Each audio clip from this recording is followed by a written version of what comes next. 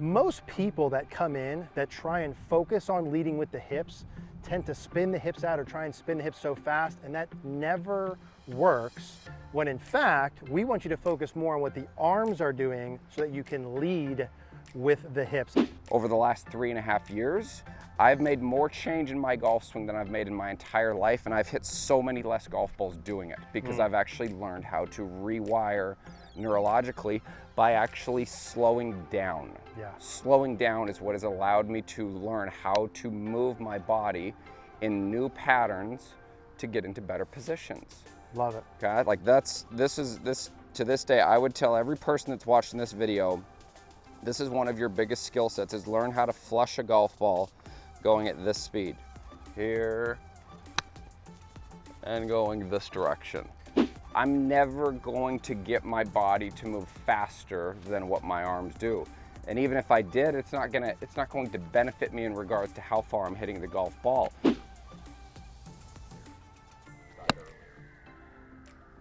And that's pretty awesome right there. And that's probably at like, I don't know, 130 yards or so. That feels like I'm swinging 10% still. Exactly. So he just hit it 130 yards right there. What club do you have? 9-iron. Okay, so what do you play your 9-iron at? Like 155. Okay, so you're 20 yards away from where you should be, and you feel like you're moving it at 10%. Yeah. That right there is a big lesson for everybody at home to learn. Thanks to Create for sponsoring today's video. Create is a pure creatine monohydrate in gummy form. Creatine isn't just for bodybuilders. Proper creatine supplementation can benefit anyone that lives an active lifestyle. Some creatine monohydrate benefits include increased strength, improved body composition, improved muscle recovery, and cognitive benefits. Creatine is a naturally occurring organic compound that is produced by your body every day. Supplementing with creatine monohydrate is a safe, effective way to build muscle. Creatine monohydrate is the most studied fitness supplement on the market, with over 700 peer-reviewed articles, and the FDA issued a generally recognized as safe notice in 2020. Create gummies have a delicious orange flavor that tastes almost like candy, that is vegan, non-GMO, and reduced sugar. It's flavored using natural orange flavoring. Create's gummies are perfect for daily use and convenient for travel. Go to trycreate.co/Eric Cogorno and use promo code Eric Cogorno to get 20% off your first order.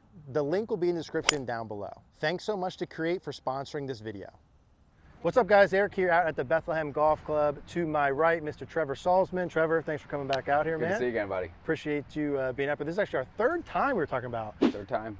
Filming already this year. You guys love Trevor, we love him as well. We're gonna bring you some good videos. In today's video, we're talking about how to lead with your hips in the downswing. One of the things that Trevor and I get asked all the time, and really the trick and the take home we want you to have, is that most people that come in that try and focus on leading with the hips tend to spin the hips out or try and spin the hips so fast, and that never works, when in fact, we want you to focus more on what the arms are doing so that you can lead with the hips. And we're gonna give them two different strategies 100%. to do that today. I'm gonna pull up Trevor. You had a post here on Instagram. We'll put Trevor's info down below here. And you had a little post here. I wanna read this to you, what you said. These are your words. Yep. Okay? Beautiful words. The key to getting your hips to lead is getting your arms to slow down. Getting your arms to slow down, especially so when we talk about that, I think Eric, myself included, where we see a lot of issues with players in general is it can be triggered by what you talked about with the pelvis.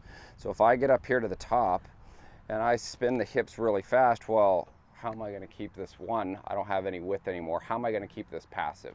That's going to be very, very hard. Like especially when players go sequentially, like say they do this, they go really slow in the backswing and then they try and get everything open. So now they're completely out of rhythm, and they're wondering, it's like, how do I get my arms to do what they're supposed to do? I'm trying to get open, but I'm not able to get open. So back to like Eric's point right there, I think one of the biggest issues right there can simply just be actually putting an emphasis into what are you doing with your arms from a speed component? Where are they creating speed in the backswing? What are they doing in the transition, and when and where do we want to create the speed with them? That can actually end up being a trick for you to get your hips more open simplistically, because you're not creating your fastest and your largest output of speed from the top right there. Does that make sense? It totally does. And I think to piggyback on that, the second part that we wrote in there, and this is where I want to kind of talk about maybe the miles per hour ratio that you give. The second part was, remember, the body can never move faster than the arms and club, but it can move earlier. You talk us through what that means. That right there, I think that's gold information right there for everybody. It's like, so in a 100-mile-an-hour golf swing, we use that as our ratio right there. The body right here, this is only moving 5 miles an hour. So when we look at the actual percentages of how much is that helping us generate speed, compared to the arms being able to move 30 miles an hour, I'm never going to get my body to move faster than what my arms do. And even if I did, it's not going to benefit me in regards to how far I'm hitting the golf ball. If the arms are creating 6 times more speed than what the body is, or 5 miles an hour for the body, 30 miles an hour for the arms, that ratio right there, we can allow the body to move earlier in the transition, which then still allows us to create our arm speed in the right place, but we're never actually moving it faster than it. So it's being able to get the body into a place, into a position that's supportive right here, to where now I can functionally create my 30-mile-an-hour arm speed, which is not up here at the top, which is where most of us, I know myself included, for a very long time, because the hard thing for everybody out there is this right here, that feels like a ton of speed, but now we're going from an acceleration, then the club moves into a deceleration, and now we're left with this much time and space to try and go from accelerating to stopping to re-accelerating. We don't have enough time in order to produce the speed that we want to, nor do we generally get the alignments right to hit the golf ball where we want to go. And so, love that. And I think, so kind of like if Trevor is, let's say we were running a race, and I am the arms and you are the body. Yep. Right? Or if you're running against your friend and you're very fast and he's very slow, the only way that you're going to beat your much faster friend is if you have a tremendous head start. Yeah. And that's right. And that's exactly what we need to do with your arms and body, is that your body needs a tremendous head start to be able to win the race against the arms, which are going to swing faster no matter what. So what we're trying to say is, let's just use that model. Let's give that body a head start by slowing down the arms and hands. And the next part that you say in here to roll with that, the key to getting your hips to lead is getting your arms to slow down. Remember, the body can never move faster than the arms and club, but it can move earlier. And then you say to increase your pelvis rotation. To increase your pelvis rotation, lead with the hips. Try hitting tension-free shots where the arms and hands move last in transition, okay? Now, there's kind of 2 ways that we're talking about, Trevor, that you guys can utilize to do this. The first one's, I think, a basic concept of just taking the tension out. 100%. Like I still to this day, I try and treat this as a skill set for every player that I coach, is one, being able to move at a much, much, much slower rate. One, it gives you the skill set to be able to adapt and be able to make change. That's what gives us the ability to rewire our neurological system to make change. And that from there, it gives us the ability to feel what is going on. Because if we think about this, if we're as tight as we could humanly be to where we're like white knuckled up here, I don't have any feel of what this is doing. So that right there alone, that's going to make it hard for me to square the club face up. It's going to make it hard for me to be aware of where is the club moving in space. And so having the ability to actually make swings with the proper sequence at like what I would even call a 10% backswing speed and a 10% through speed, that gives me the ability and the awareness to be able to change the way that I want to. Because at this speed right here, I can go up to the top, I can separate this, I can move through, and I can feel where everything's getting to. That gives me enough time neurologically to be able to change the way that I want to. And I just want to hit on that, Trevor, too. When you guys are thinking about what we're trying to do, which is win the race with the body, to lead with the hips, you want to slow down the arms. If you were going to slow down the arms, would it make more sense to start that process with like no tension, or would it make sense to do that with a lot of tension? Like Trevor said before, when you have a lot of tension, you're pulling the arms down fast, then the arms are even getting a head start and they're faster. Correct. That's not going to work. And so just to correlate that tension piece in there. So I didn't mean to interrupt you, but No. As you're doing that, then how would someone start to get a feel for that? So one of the first things that I would simply do is, can I actually hit a golf ball? So like if we took, so I take my 7-iron, let's say I hit my 7-iron 170 yards. So if I took 10% of that, Think about this. That would Okay. mean that golf ball's going about 17 yards right there. So a 10% speed would be making a full length motion swing, getting a golf ball to carry 17 yards. If you wanted to use that as an actual relationship, is that ever going to happen? Probably not, but that's a feel orientation that we want to use. So you're going to be trying to make fuller length motion swings, being aware of where is the club in space the whole time, and am I able to keep tension out of my grip, out of my arms, and out of my shoulders, I would say. Those would be the three areas that I would really put a lot of emphasis to. So like if I hit a ball at like a 10% speed right here, this has taken me a lot of practice, even just to be able to do this right here. So I'd be here, this would be what I would call 10%. I'd be here. And when you have your arms moving that slow, right, and with that, that amount of tension, that should be easy for you to actually get the pelvis open 100%. and rib cage, and also feel it. Exactly. It gives you the ability. There's where you just hit the nail on the head. It gives you the ability to feel what you're actually doing. That is awareness to being able to change something. I can tell you, I'll use me as an example right here. For probably the first 20 years of my life playing golf, I had to hit balls at a range when I was playing competitively, playing professionally, playing at a high amateur level. If I didn't hit balls for about 6 hours a day to build a ball pattern and figure out what my release pattern was going to be, if I took 2 days off, I'd feel like I was starting over. I'd feel like, oh my God, I don't know where my golf swing is, etc. And I now understand why I was never able to make changes, because all I was doing is I would try and make change at full speed. I would try and hit golf balls with my 7-iron 180 yards. And now what I'm doing is I'm adding 3 new thoughts to it, which means I'm still choosing my old neurological pattern, and now I'm just adding confusion to it. That's where now it's like, wow, I just took a golf lesson and I added 3 new thoughts, but I'm going at the same speed right here and I'm hitting the golf ball terrible. That's why I never made change. And so I just had to rely on hitting as many golf balls as I could humanly hit to build a release pattern and a ball pattern that allowed me to do that. Over the last 3.5 years, I've made more change in my golf swing than I've made in my entire life, and I've hit so many less golf balls doing it because I've actually learned how to rewire neurologically by actually slowing down. Slowing down is what has allowed me to learn how to move my body in new patterns to get into better positions. Love it. Okay, like this to this day, I would tell every person that's watching this video, this is one of your biggest skill sets, is learn how to flush a golf ball going at this speed.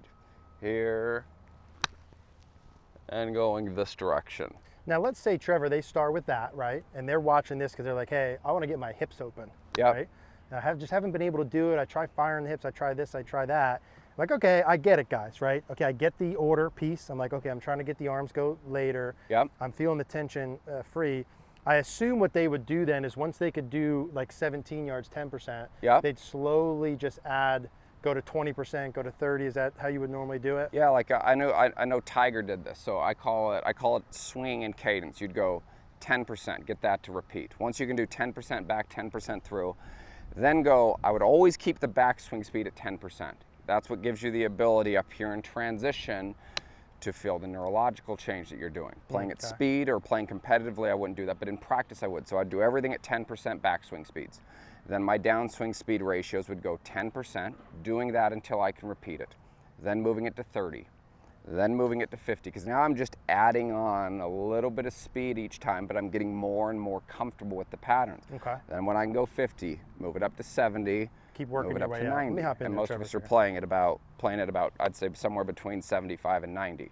Let me do a couple just to start to feel what that feels like. So the beginning piece, I'm feeling basically, like you said, 17, 20 yards. I'm trying to hit this as slow as possible. I feel like my arms and hands are very tension-free, very relaxed. And that feels like, it wasn't too bad. That was probably only like 30 yards. Right. Right? That's actually really hard to do. Yeah.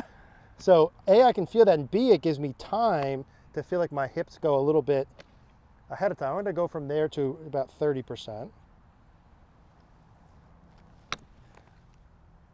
That was awesome. So what you'll notice when Eric does this, like watch, so if he wanted to bring more awareness to something, so let's say we wanted to separate this more, he'll be able to do this now at this speed. He'll be able to separate the lead side more earlier And you'll really be able to see that in the video. And then all of a sudden you're gonna have a chain reaction. What happened to the arms? They actually moved faster without you trying to move them faster. Yes. Okay? And so this is how we start to neurologically rewire this. So and you're like, still saving your arm speed. You haven't even used arm speed yet. So it's like step one, I'm slowing down the arm so that I can even get my foot in the door to get my hips open. Bingo. Even in the room. 100%. And then as you have a player feel that, and they actually like can demonstrate to you, hey, I can kind of do that, right? Or I can slow my arms down, I can get some tension out to be able to do that. Then you would start to put an awareness on creating some, then you start to put awareness on the hips. Exactly, then you start putting awareness into like what we just did with you. Now let's put some awareness. Now that you've got the arms tension free at the top, now let's bring some awareness to moving the lead side earlier.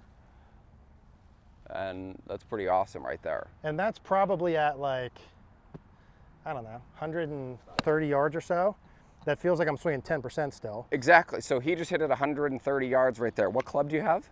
9-iron. Okay, so what do you play your 9-iron at? Like 155. Okay, so you're 20 yards away from away from where you should be, and you feel like you're moving it at 10%. Yeah.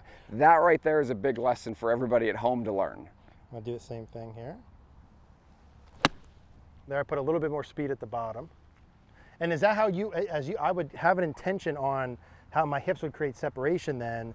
Would you be okay with, and we don't need to talk a ton about this, but I'm just like throwing a little bit more speed on later. See, then you're starting to work your speed in the right place. Like typically if we look at all tour players, they're kicking speed from about P5.5, P7 would be impact into P8. So let's just call it for an easy reference, hip high to hip high. Well, if I'm tension free, now it just feels like my arms are doing nothing. They're getting aligned to here at P5.5, P6, and it's like, now from here, what can I do?